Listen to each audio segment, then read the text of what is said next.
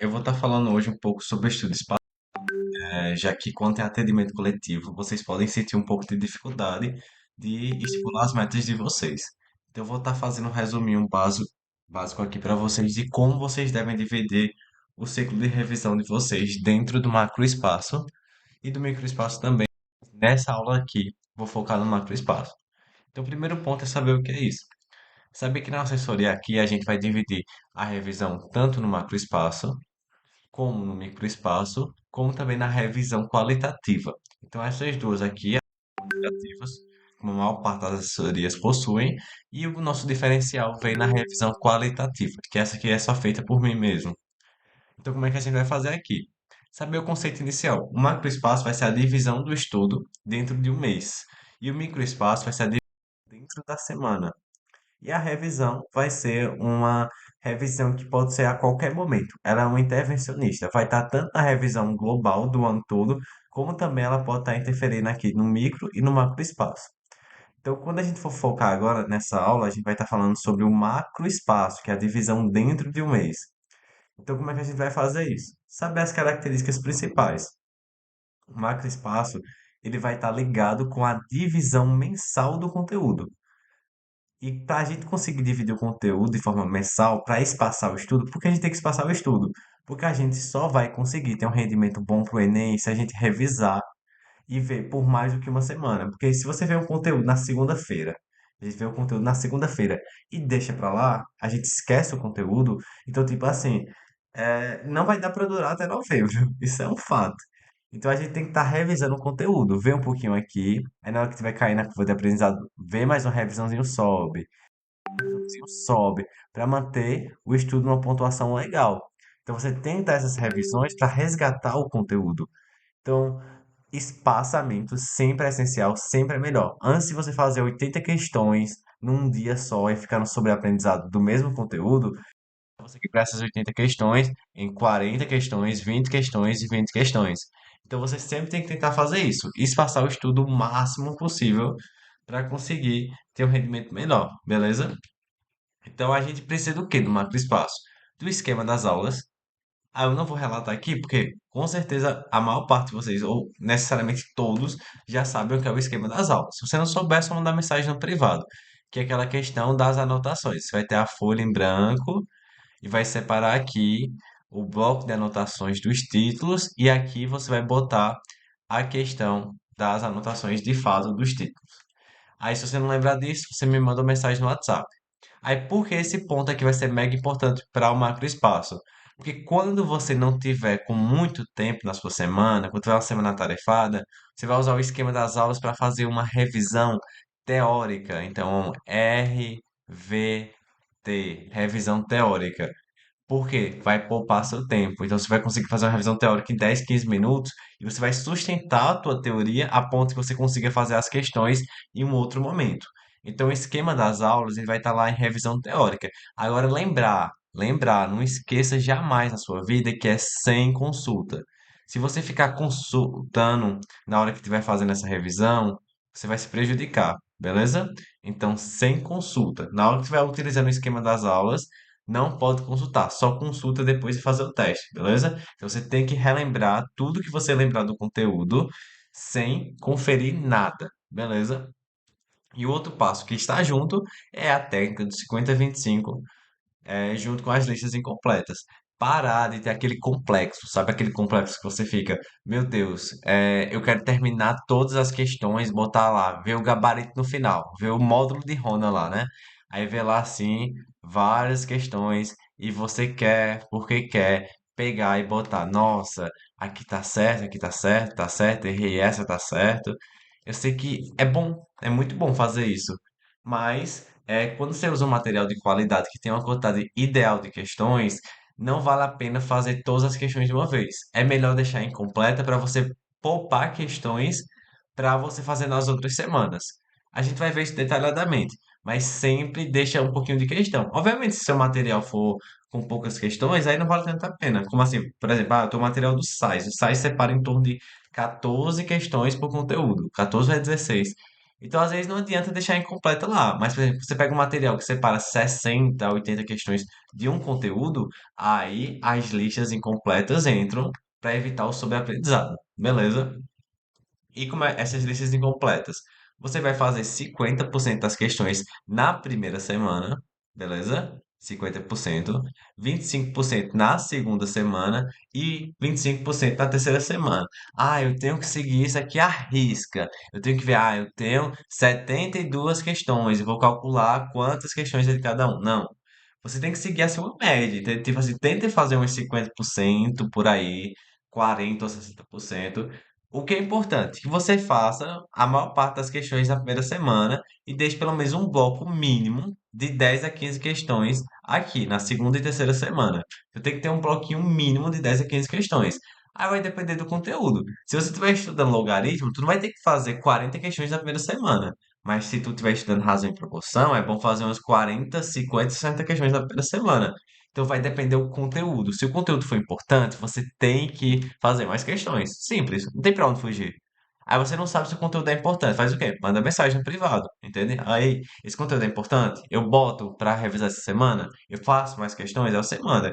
E outra coisa é a matéria, né? Então, tipo assim, você vai fazer muito mais questões de matemática do que você vai fazer de história. Então, você focar, matemática faz mais questões, depois é que você precisa mais questões é física, depois química, aí depois vai ficar entre biologia e geografia, depois vai ficar é, história aí, por fim, filosofia e sociologia, beleza?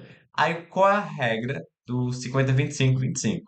Como eu estava dizendo para vocês, essa regra daqui, a gente não tem que seguir isso à risca, beleza? Você não tem que fazer 50% das questões na primeira semana.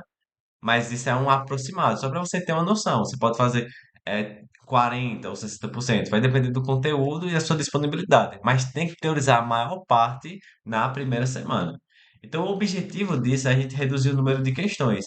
Então, por exemplo aqui, antes de fazer 80 questões do mesmo conteúdo na semana, é melhor você fazer apenas 40 questões na primeira semana, 20 questões na segunda semana e 20 questões na terceira semana. Porque aí você está espaçando isso. Então, tipo assim, antes de você ver em uma semana e tua curva de aprendizado subir muito e depois cair assim, triste, você pode fazer o quê? Você sobe, chega quase no mesmo nível, aí desce um pouquinho, aí subiu de novo. Aí subiu de novo.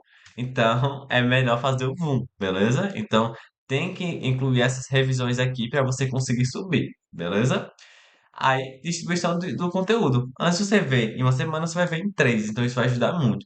E evitar o sobreaprendizado. O que que é o sobreaprendizado? É quando aquela questão está muito fácil. Está tão fácil que você faz de olhos fechados. Sabe aquela lista de questões que você fica, ai meu Deus, nem lê nem o enunciado, nem lê nem o contexto. Você só vai lá para as alternativas e já sabe qual é a resposta. Pronto, você está respondendo assim muito rápido, muito fácil. Isso é sobreaprendizado. Entende? É simples, é sobre aprendizado. Você já está sabendo aquele negócio. Posso passar? Quanto é 2 mais 2? Vai, me responda aí. 4. 3 mais 3? 6. Entende? Posso passar 2, 3 horas aqui fazendo essas perguntas bestas e você vai conseguir responder e não vai melhorar muito, não. Entende? Por quê? Porque você já sabe isso. Entende? Então não adianta ficar repetindo. Então, vamos ver aqui o nosso exemplo, beleza? Vou estar dando um exemplo. Você vai ter, obviamente não é assim, porque a gente não deixa, uma semana de ecologia na assessoria, uma semana de biologia, a gente divide bem certinho, mas só estou dando um exemplo para facilitar. Então vamos dizer que no seu cronograma, que não é o da assessoria para não estar bagunçado assim, você vai ter na primeira semana ecologia, beleza? Então ecologia é o primeiro conteúdo, e eu vou dizer que seu material conta com 80 questões. Aí eu vou dizer que na sua segunda semana você vai ter embriologia, que vai ter, deixa eu ver, 50 questões. E depois você vai ter um outro que vai ser botânica. Aí quando você for para botânica, você vai ter um pouquinho mais de questões. Deixa eu só apagar aqui para conseguir organizar e botar mais uma cor. Então eu estou dando esse exemplo aqui só para a gente conseguir facilitar o aprendizado, beleza? Então, vou botar aqui que teoricamente na terceira semana você vai ter botânica, que vai ter 60 questões. Então, como é que você vai fazer? assumir que nesse caso a gente vai começar a semana no dia 4, beleza? Então, o primeiro dia do seu estudo começou aqui dia 4. Então, a semana vai do dia 4, beleza? Até o dia 10. Aí, quando começar na segunda, aqui de novo, já é a semana 2. Então, esse pedacinho aqui que eu circulei de preto vai ser a semana do seu cronograma, beleza? Ó, 1, 2, 3, 4, 5, 6, 7 dias. Então, o que tu teria que fazer na semana um? Você teria que ver a teoria de ecologia, beleza? É o primeiro passo. Aí, fora a teoria de ecologia, você teria que fazer 40 questões, beleza? Por quê? É metade da quantidade das questões de ecologia do material. Posso fazer 60, 50? Pode. O ideal é que faça 50, mais ou menos, entende? Porque tá muito leve o estudo. Você só tá fazendo metade das questões, aí você faz um simulado de um extra na primeira semana. Aí o que acontece? A semana 2 vai iniciar dia 11 e vai até o dia 17. Então, o que você teria que fazer na semana 2? Na semana 2, você teria que fazer a teoria de embriologia. Então, seria o primeiro passo. Aí, você teria que fazer 25 questões de embrião, beleza? Mais, agora a gente pega o quê? 20 questões de ecologia. Por que 20 questões? Porque, teoricamente, aqui em ecologia você tem 80 questões sobre material. Então, você tem que fazer 50% dessas questões na semana um e você tem que fazer 25% dessas questões na semana 2. Então, olha como aqui está ficando. Tá leve ainda. Você está tendo que fazer aqui o quê? A teoria de êmbrio, está tendo que ver 25 questões de êmbrio e está fazendo 20 questões de ecologia. Aí, bora agora para a semana 3. A semana 3 iniciaria dia 18 e terminaria dia 24. Então, bora semana 3. Teoria, beleza? De botânica. Então, é o primeiro tópico. Aí você faria 50% dessas questões de botânica, que seriam 30. Então, é 30 questões, beleza? Mais 20 questões, mais, vou botar 13 questões. Aí, o que acontece? Essas 20 questões aí são de ecologia, essas 30 questões são de botânica e as 13 questões são de embriologia. Então vamos ver aqui. A gente teria 30 questões, mais 20, 50, mais 13, 63. Então, tipo assim, teoricamente aqui já está no nível legal de questões, entende? Para você fazer de biologia. Só que antes de você fazer 63 questões só de ecologia, 63 questões só de botânica, ó, tu teria que fazer 60 questões na semana 3. Antes de tu fazer somente 60 questões aqui, do mesmo conteúdo, você faria o quê? Você faria 63 questões, mais de três conteúdos diferentes. Então, tua revisão seria muito melhor no macroespaço, entende? Então, essa é uma das técnicas mais importantes para a gente fazer isso na assessoria. Então, teoricamente, eu recomendo que vocês façam isso. Eu adianto, vocês não vão conseguir seguir isso 100% em tudo. Não vão. Humanamente incapaz, impossível. Então, não se preocupe se você não conseguir fazer isso 100% em tudo. Mas o que que você não pode falhar? Não pode falhar em matemática. Então, não falhe em matemática jamais nisso. E não falhe em física. Às vezes pode dar uma falhinha em física, dependendo do seu caso, e focar outra matéria, mas cada caso é um caso.